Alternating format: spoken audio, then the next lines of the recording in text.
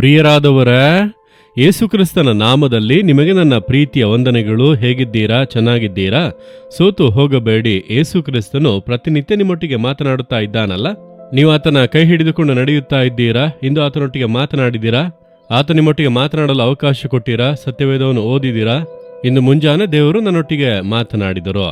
ಆತನ ವಾಕ್ಯಗಳ ಮೂಲಕ ಹಲವು ಕಾರ್ಯಗಳನ್ನು ಮಾತನಾಡಿದರು.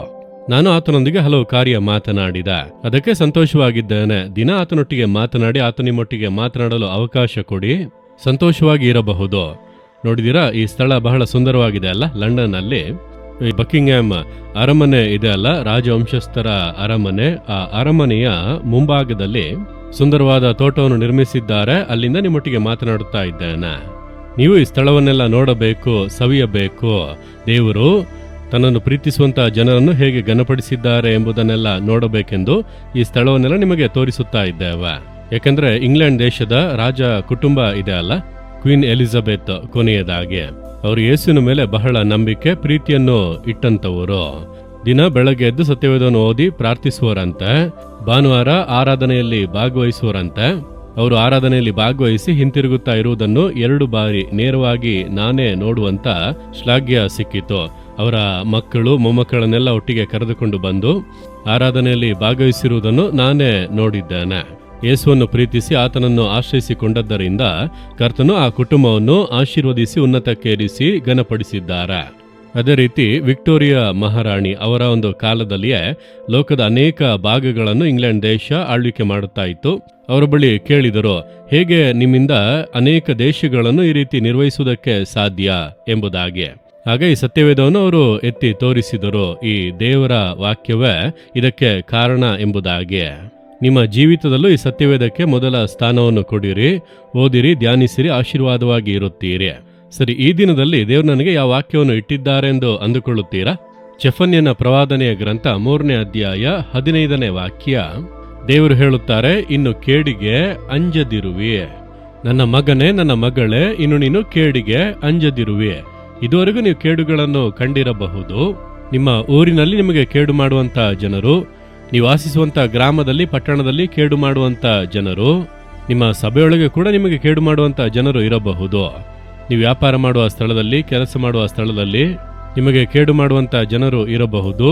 ಇಕ್ಕಟ್ಟುಗಳನ್ನುಂಟು ಮಾಡುತ್ತಾ ಇರಬಹುದು. ಅನೇಕ ಕೇಡುಗಳು ಆವರಿಸಿರಬಹುದು. ವ್ಯಾಧಿ ಎಂಬಂತ ಕೇಡು, ಸಾಲ ಸಮಸ್ಯೆ ಎಂಬಂತ ಕೇಡು, ನಿಂದೆ ಅವಮಾನಗಳು ಎಂಬಂತ ಕೇಡು. ಇನ್ನು ಎಷ್ಟು ದಿನಗಳು ಅಂದುಕೊಳ್ಳುತ್ತೀರಲ್ಲ, ಇದುವರೆಗೂ ಕೇಡುಗಳನ್ನು ಕಂಡಿರಲ್ಲವ? ದೇವರು ಹೇಳುತ್ತಾರೆ, ಇನ್ನು ಮುಂದೆ ಕೇಡಿಗೆ ಅಂಜದಿರುವಿ. ನನ್ನ ಮಗನೇ, ನನ್ನ ಮಗಳೇ, ಇನ್ನು ಕೇಡಿಗೆ ಅಂಜದಿರುವಿ ಎಂದು ದೇವರು ಹೇಳುತ್ತಾರೆ. ನನಗೆ ಒಳ್ಳೆ ಒಂದು ಸೌಕರ್ಯವುಳ್ಳಂತ ಕುಟುಂಬದ ಮಗಳು ಗೊತ್ತು. ಅವಳಿಗೆ ಮದುವೆ ಎಲ್ಲ ಮಾಡಿಕೊಟ್ಟರು. ಅವಳು ಚೆನ್ನಾಗಿ ಸಂತೋಷವಾಗಿರಬೇಕೆಂಬುದಾಗಿ ಮಾಡಿಕೊಟ್ಟರು. ಆ ಕುಟುಂಬದವರು ಬಹಳ ಐಶ್ವರ್ಯವಂತರು. ಯಾವುದೇ ಕೊರತೆಯನ್ನು ಬಿಡದೆ ಎಲ್ಲವನ್ನು ಬಹಳ ಶ್ರೇಷ್ಠವಾಗಿ ಉತ್ತಮವಾಗಿ ಮಾಡಿಕೊಟ್ಟರು. ಆದರೆ ಆ ಮನೆಯೊಳಗೆ ಆ ಮಗಳಿಗೆ ಮರ್ಯಾದೆಯೇ ಇಲ್ಲ, ಬರೀ ಕೇಡ. ಊಟ ಮಾಡಿದ್ಯಾ ಎಂದು ಕೇಳೋದಕ್ಕೂ ಕೂಡ ಯಾರೂ ಇಲ್ಲ.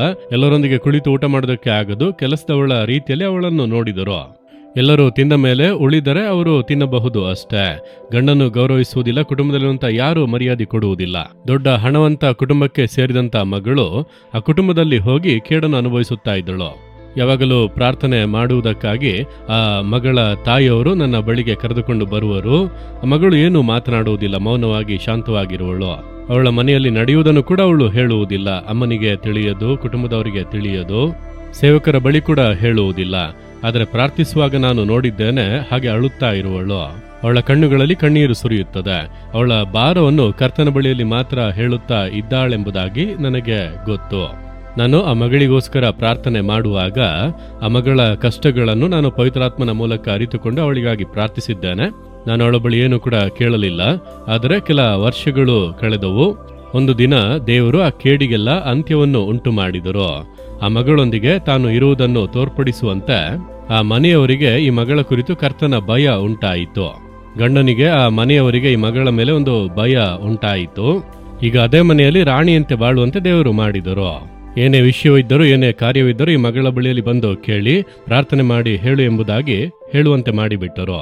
ಕೇಡಿಗೆ ಅಂತ್ಯವನ್ನು ಉಂಟು ಮಾಡಿದರು. ನಿಮ್ಮ ಜೀವಿತದಲ್ಲಿ ಕೂಡ ಇಂದು ನೀವು ಕೇಡನ್ನು ಅನುಭವಿಸುತ್ತಾ ಇರಬಹುದು. ದೇವರು ಹೇಳುತ್ತಾರೆ, ಇನ್ನು ಕೇಡಿಗೆ ಅಂಜದಿರುವೆ. ಅದಕ್ಕೆ ಶಿಲುಬೆಯಲ್ಲಿ ಆತನು ಕೇಡನ್ನು ಅನುಭವಿಸಿದನು, ಕಷ್ಟಗಳನ್ನು ವಹಿಸಿಕೊಂಡನು, ನಿಂದೆ ಅವಮಾನಗಳನ್ನು ಸಹಿಸಿಕೊಂಡು ಜಜ್ಜಲ್ಪಟ್ಟನು. ತಾಳ್ಮೆಯಿಂದ ಎಲ್ಲವನ್ನೂ ಸಹಿಸಿಕೊಳ್ಳುವುದಕ್ಕೆ ಕಾರಣವೇನೋ? ನಿಮ್ಮ ಜೀವಿತದಲ್ಲಿರುವಂತಹ ಕೇಡುಗಳನ್ನು ಮಾರ್ಪಡಿಸಲು ಆತನು ಶಿಲುಬೆಯಲ್ಲಿ ಕೇಡುಗಳನ್ನು ವಹಿಸಿಕೊಂಡನು. ನೀವು ನಂಬಿರಿ, ಈ ವಾಗ್ದಾನವನ್ನು ನಂಬಿ, ಯೇಸುವೆ ನನ್ನ ಜೀವಿತದಲ್ಲಿರುವಂಥ ಎಲ್ಲ ಕೇಡುಗಳನ್ನು ನೀವು ಮಾರ್ಪಡಿಸುವಿರಿ, ಯಾಕೆಂದರೆ ನನಗೋಸ್ಕರ ನೀವು ಶಿಲುಬೆಯಲ್ಲಿ ಕೇಡುಗಳನ್ನು ಅನುಭವಿಸಿದಿರಿ, ಅದನ್ನು ಸಹಿಸಿಕೊಂಡಿರಿ, ಅದಕ್ಕಾಗಿ ಸ್ತೋತ್ರ ಎಂದು ಹೇಳಿರಿ.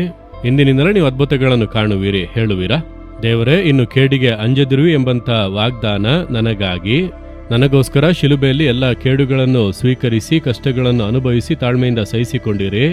ಈಗ ನನ್ನ ಜೀವಿತದಲ್ಲಿರುವಂಥ ಎಲ್ಲ ಕೇಡುಗಳು ಯೇಸುವಿನ ನಾಮದಲ್ಲಿ ಮಾರ್ಪಡಲಿ. ಇನ್ನು ನಾನು ಕೇಡುಗಳನ್ನು ಕಾಣುವುದಿಲ್ಲ, ಯೇಸುವಿನ ನಾಮದಲ್ಲಿ. Amen, amen. Jesus redeem Kannada YouTube channel ಅನ್ನು ಸಬ್ಸ್ಕ್ರೈಬ್ ಮಾಡಿ. ಸಬ್ಸ್ಕ್ರೈಬ್ ಬಟನ್ ಕ್ಲಿಕ್ ಮಾಡಿ ಮತ್ತು ಬೆಲ್ ಬಟನ್ ಒತ್ತಿ. ಅನುದಿನ ಕಾರ್ಯಕ್ರಮದ ಮಾಹಿತಿ ಪಡೆಯಿರಿ.